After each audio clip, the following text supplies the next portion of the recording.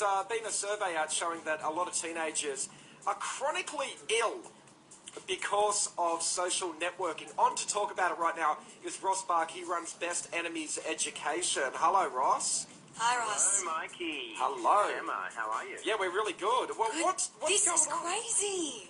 Well, it is crazy. You know, this is the key thing. I mean, have you guys ever heard of FOMO? It's the fear of missing out. No, I have not. FOMO, fear of That's what missing young out. people are calling it. Young people are calling it FOMO. Now, have you guys ever left your phone at home for a day and you know how you feel that daunting experience? Freaked out. You feel completely disconnected from the world? Yeah. You almost feel like you're naked. Yeah. Well, for young people, they need to be constantly connected. So if they're missing out on a piece of information or a piece of gossip, so what's happening is they need to be like, you know, all infoed up before they go to school. And Right. so they're leaving their phones under their pillow, especially girls. They're leaving it on vibrate so it can wake them up. So at any point in time, they can get that piece of information or discuss or talk with their friends. And of course, they're not sleeping properly throughout the night. They're getting to school and they're falling asleep. Uh-huh. Now, Mikey, you sleep with your phone under your pillow. I do, but I So do. technically, A, that makes you a girl. B, you're an idiot. Do you leave it on vibrate as well? Okay, I've got a reason though. My reason is different. It's for my alarm to wake me up. I don't want, like, if I get phone calls in the middle of the night. There's clock radios for that. Yeah, but I turn the thing off. But you're saying, Ross, that teenagers are doing it because they just need to know what the hell is going on. Otherwise, they're going to feel like a loser, are they?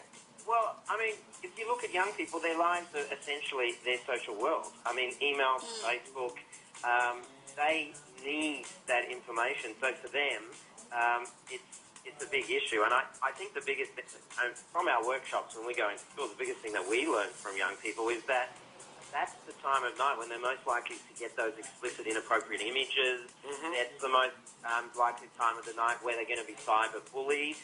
And people don't know what's going on because there's no parental control at that time. So is it true that these kids are checking their text messages at like 4:30 to 5 o'clock in the morning? Yeah. Yes, it is. And in fact, we did a survey for Year 8 to Year 10 students in particular. 80% of them that we spoke to slept with their phone.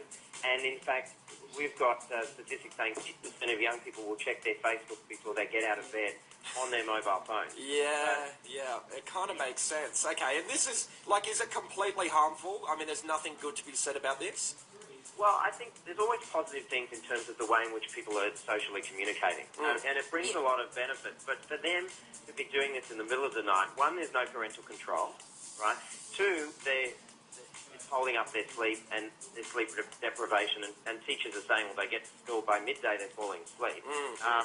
And three, it's driving them into something where inappropriate things can happen, and the consequences of those can be, as we know, quite significant when we're talking about cyberbullying in particular. And so what we're doing when we're in schools is we're actually trying to talk through these issues with them and go through and get them to understand those consequences, so that while they understand that they can be using the mobile phone and it's beneficial for them to be actually using social networking sites, what they've got to realise is that they have to set boundaries, and parents, I think, have to take some responsibility for that without pointing fingers or anything like that. They need to take some responsibility to set those boundaries as well. Okay, how bad is this cyberbullying that's going on? Like, is it pretty hardcore, the stuff?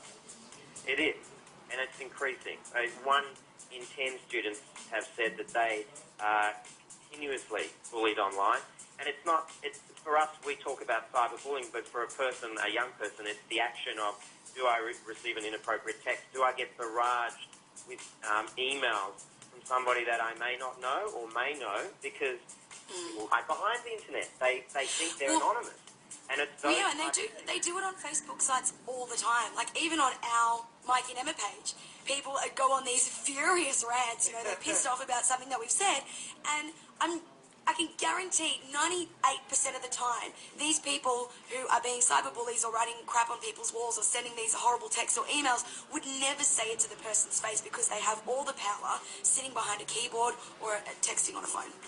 That's exactly right. They feel they can actually be harsher because, keep in mind, they feel that, you're not looking in the person's eyes, you're not talking to that person directly.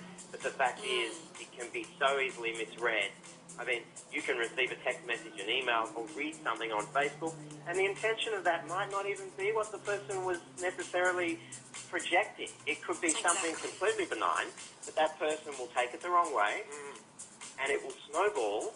And you know what the biggest issue is? I can take a picture on my phone, I can send a message, and within 1 minute, 500, 600, thousands of people could see that. Yeah, no, it's pretty hardcore, isn't it? If you guys go around to schools and you are trying to help kids through it, if anyone listening right now, a parent, a kid, a teacher, and they want to get involved, how can they do that, Ross?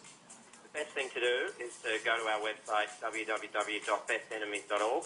We've actually got some information on all of our workshops. We have workshops, plus we actually have a study program developed with the Australian Teachers of Media, which parents can utilise with exercises, and you can also have a look at a sneak peek of the film Best Enemies, which our program uses. All right, well, there you go. Ross Spark from That's Best awesome Enemies. work. It is. It's very rewarding stuff you guys are doing and a big problem at the moment. Thanks so much, mate. No problem. Thanks, guys.